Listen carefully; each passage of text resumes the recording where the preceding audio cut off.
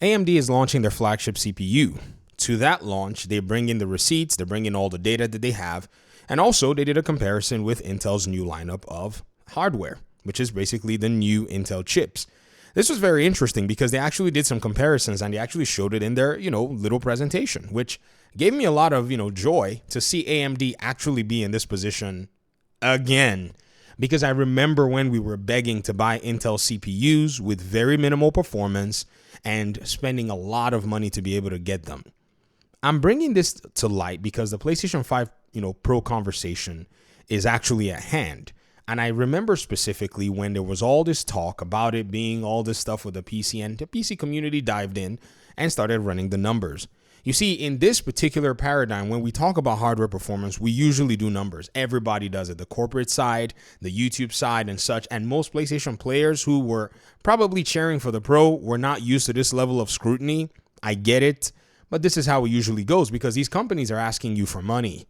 However, in the case of PlayStation, nonetheless, what we're starting to see, though, is that, in my opinion anyways, and shout out to one of my audience members who pointed this stuff out to me, the Variety article with the two PlayStation CEOs highlighted a small segment where Nishino said, "I just wanted to say that the Pro is not a next gen.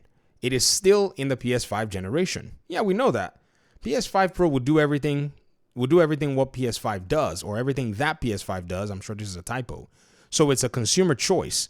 If they see a need for more visuality, they'll get it. So we wanted to provide an option for the customer within the generation. That's what we're doing. He also goes ahead and talks about, the percentage of folk who bought the PlayStation 4 Pro and so on and so forth, which we all kind of knew.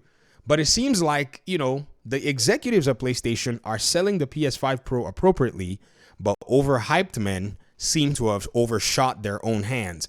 And they're about to basically eat a reality pill because you're being told now by one of the CEOs to measure your expectations appropriately. You're buying a $700 piece of hardware that is probably somewhere subsidized for you. Maybe not.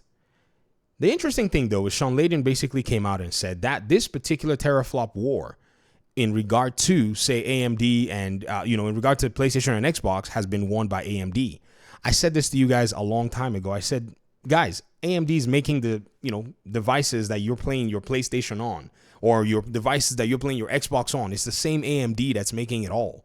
They pretty much won because they're not going to go make you a cheap console and not make a version that is also similarly priced on PC. It'll be foolish of them to do. Why would they want you to not buy everything? They don't want you to run over to the console and make Sony more money. They'll do some stuff that's cool on their end, that's priced well on their end, so that you can buy directly from them so that they can make the most revenue. Layden said this here.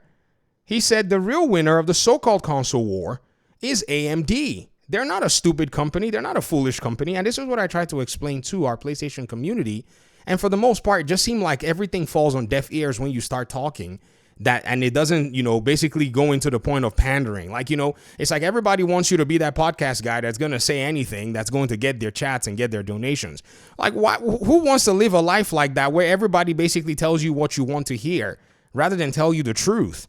It's kind of annoying sometimes, but you know what? I guess, we're going to see this PS5 Pro when it comes out here in a few days, or if it's already come out by the time you're watching this video, I don't know. But the reality is the cannibalization of their market is something that AMD is perfectly good at. Do you not see, though? Like, are you not seeing the picture? They just went ahead and just signaled and said, hey, guys, if you're on PC, don't worry, we got you.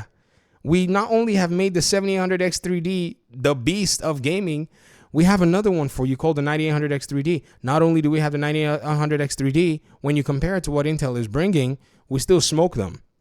Okay, now choose where you're going to spend your money.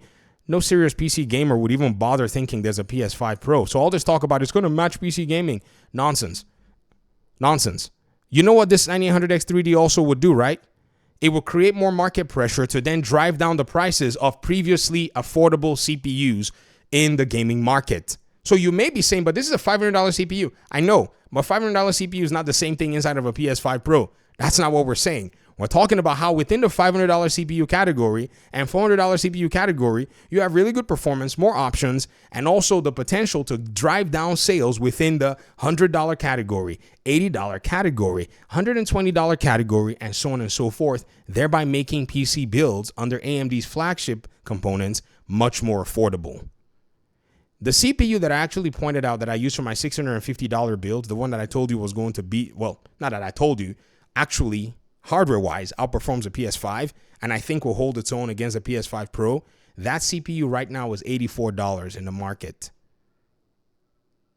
Do you know what's going to happen when the 9800X 3D comes out?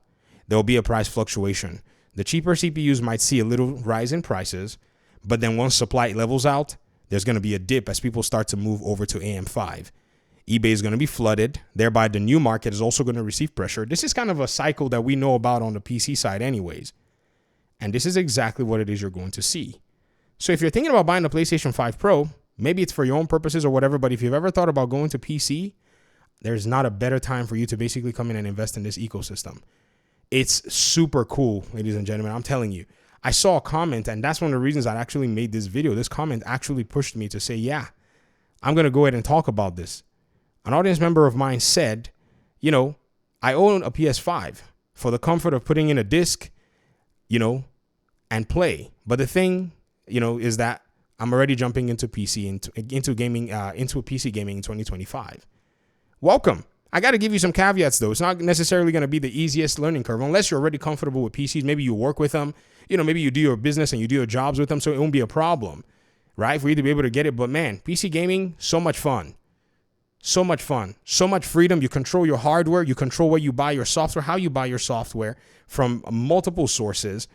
You don't need anybody to bill you money to play online. And if at any rate a developer does something that, you know, you don't necessarily like, you know, maybe hide the first hour or so of their, you know, hide, like, you know, poor aspects of their game behind, you know, the first hour of gameplay, you can get yourself a refund. And if they know that there are technical issues, Steam will usually give a lot of refunds. Good Old Games will also give good refunds, and Epic Games as well. They do try to honor that as best as they can. Many, many more perks out there. But I digress. Thanks for watching the video, guys. Talk to me in the comment section. Peace out.